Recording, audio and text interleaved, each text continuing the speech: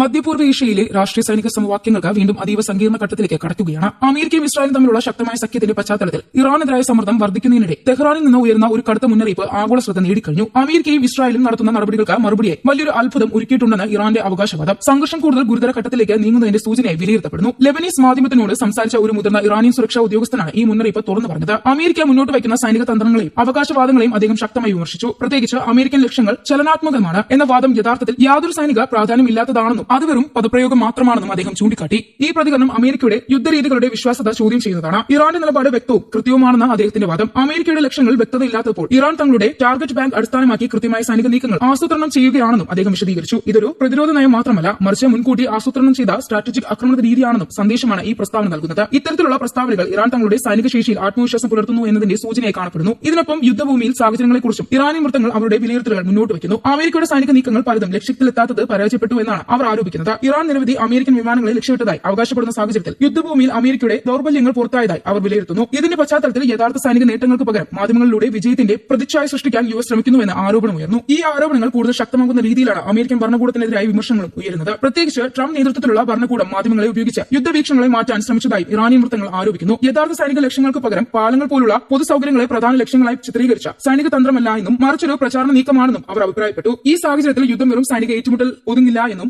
വിവരയുദ്ധവും പ്രചാരണ യുദ്ധവും ചേർന്ന ഒരു സമഗ്ര സംഘർഷമായി മാറ്റിയിരിക്കുകയാണെന്നും വ്യക്തമാണ്. ഇരു വിഭാഗം തങ്ങളുടെ നിലപാട് ശക്തിപ്പെടുത്താൻ മാധ്യമങ്ങളെയും പൊതുജനാഭിപ്രായത്തെയും സ്വാധീനിക്കാൻ ശ്രമിക്കുന്നതായി കണക്കാക്കപ്പെടുന്നു. അതുകൊണ്ട് തന്നെ യുദ്ധത്തിന്റെ യഥാർത്ഥ ചിത്രം മനസ്സിലാക്കുന്നത് കൂടുതൽ ബുദ്ധിമുട്ടാകുന്നു. മൊത്തത്തിൽ ഇറാനിൽ നിന്ന് ഉയർന്ന ഈ വലിയ അത്ഭുതം എന്ന മുന്നറിയിപ്പ് ഒരു സാധാരണ പ്രസ്താവനയെ മാത്രം കാണാനാകില്ല. അതൊരു മാനസിക സമ്മർദ്ദ തന്ത്രമോ അല്ലെങ്കിൽ അടുത്ത ഘട്ടത്തിൽ നടക്കാനിരിക്കുന്ന സൈനിക നീക്കങ്ങളുടെ സൂചനയോ ആയിരിക്കാം. അമേരിക്കയും ഇസ്രായേലും ഈ മുന്നറിയിപ്പിനെ എങ്ങനെ വിലയിരുത്തും, അതിനെ എങ്ങനെ പ്രതികരിക്കുമെന്നത് അടുത്ത ദിവസങ്ങളിൽ നിർണായകമാകും. ഇതിനിടെ ഇറാൻ മുന്നോട്ട് വയ്ക്കുന്ന വലിയ അത്ഭുതം എന്താണെന്ന ചോദ്യമാണ് അന്താരാഷ്ട്ര സമൂഹത്തെ ആശങ്കപ്പെടുത്തുന്നത്. അതൊരു പുതിയ സാങ്കേതിക ആയുധമാണോ അല്ലെങ്കിൽ ഒരു അപ്രതീക്ഷിത സൈനിക നീക്കമോ? ഇതിനെക്കുറിച്ച് വ്യക്തമായ വിശദീകരണം നൽകിയിട്ടില്ലെങ്കിലും സമയപരിധി വളരെ കുറവാണെന്ന സൂചന ഈ ഭീഷണിയുടെ ഗൌരവം വർദ്ധിപ്പിക്കുന്നു. പ്രത്യേകിച്ച് തെക്കൻ ഇറാനിലെ സംഭവ വികാസങ്ങൾ ഈ നീക്കങ്ങൾക്ക് അനുകൂലമാണെന്നും ഇറാനിയൻ ഉദ്യോഗസ്ഥൻ വ്യക്തമാക്കി. ഈ മേഖല ഭൗമരാഷ്ട്രീയമായി അതീവ പ്രാധാന്യമുള്ളതാണ്. ഹോർമോസ് കടലൊടുക്കിനോട് അടുത്തുള്ള ഈ പ്രദേശം ലോകത്തിലെ എണ്ണ വ്യാപാരത്തിന്റെ പ്രധാന കേന്ദ്രങ്ങളിലൊന്നാണ്. ഇവിടെ ഉണ്ടാക്കുന്ന ഏതൊരു സൈനിക നീക്കവും ആഗോള സാമ്പത്തിക വ്യവസ്ഥയെ തന്നെ ബാധിക്കാനിടയുണ്ട്. ഇറാൻ ഉപയോഗിക്കുന്ന യുദ്ധരീതികൾ അസാമാന്യമായ യുദ്ധം എന്ന ആശയത്തെ അടിസ്ഥാനമാക്കിയുള്ളതാണ്. സാങ്കേതികമായും സാമ്പത്തികമായും ശക്തമായ ശത്രുക്കളെ നേരിടാൻ ചെറിയ രാജ്യങ്ങൾ സ്വീകരിക്കുന്ന ഈ തന്ത്രം സൈബർ ആക്രമണം, പ്രോക്സി ഗ്രൂപ്പുകളുടെ ഉപയോഗം തുടങ്ങിയ രീതികളിൽ പ്രതിഫലിക്കുന്നു. ഇറാൻ ഈ രീതിയിൽ വലിയ പരിചയം നേടിയിട്ടുണ്ടെന്നും ഉദ്യോഗസ്ഥൻ പറഞ്ഞു. ഇതിന്റെ ഭാഗമായി ഇറാൻ നേരിട്ടുള്ള യുദ്ധത്തിലേക്ക് കടക്കാതെ തന്നെ ശത്രുവിനെ ദുർബലപ്പെടുത്താൻ ശ്രമിക്കുന്നു. മേഖലയിലെ കൂട്ടുകെട്ടുകൾ, പ്രത്യേകിച്ച് ലെബനൻ, സിറിയ,